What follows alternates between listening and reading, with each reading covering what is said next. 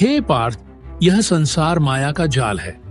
यह जो शरीर है यह नाशवान है, परंतु आत्मा शाश्वत, अजर, अमर और अविनाशी है।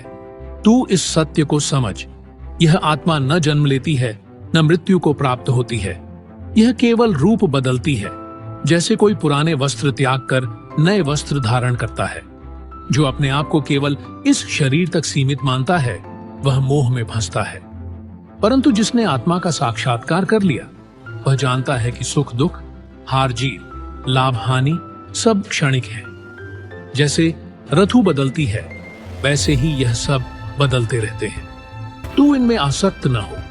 आत्मज्ञान ही वह प्रकाश है जो अज्ञानता के अंधकार को मिटा सकता है। जब तू जान लेगा कि तू यह शरीर नहीं बल्कि आत्मा है, तब तू हर बंधन से मुक्त हो जाएगा। तब तू समझेगा कि तू न करता है न भोगता। यह सब प्रकृति के गुणों का खेल है। तू कर्म कर, परंतु फल की आसक्ति मत रख, क्योंकि आसक्ति ही बंधन का कारण है। तू निष्काम भाव से कर्म कर और आत्मा के स्वरूप को जान।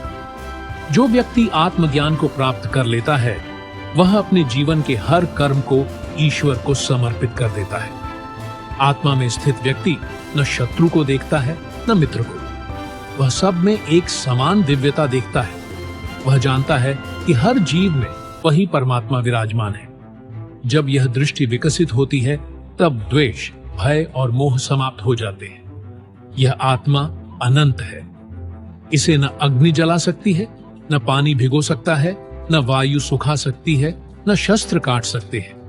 यह आत्मा के इस अमर स्वरूप को पहचान। जब तू इस सत्य को जान लेगा तब तुझे कोई भय नहीं सताएगा। सुन, जो व्यक्ति आत्मज्ञान प्राप्त कर लेता है वह सदा प्रसन्न रहता है।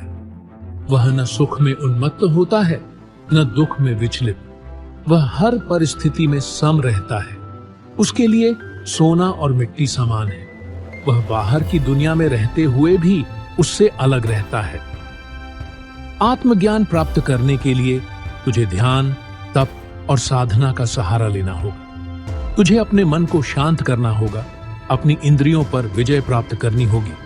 जब मन एकाग्र होगा तब तू आत्मा का अनुभव कर सकेगा। यह जो युद्ध का क्षेत्र है वह भी तेरी साधना का भाग है। इस संसार में हर स्थिति तेरी परीक्षा है। जो आत्मज्ञान में स्थित है वह हर चुनौती को ईश्वर का प्रसाद मानकर स्वीकार करता है। इसीलिए उठ, आत्मा के इस दिव्य स्वरूप को पहचान और अपने कर्तव्यों का पालन कर। मोह और अज्ञान का त्याग कर आत्मज्ञान को प्राप्त कर। यही तेरे जीवन का अंतिम लक्ष्य है।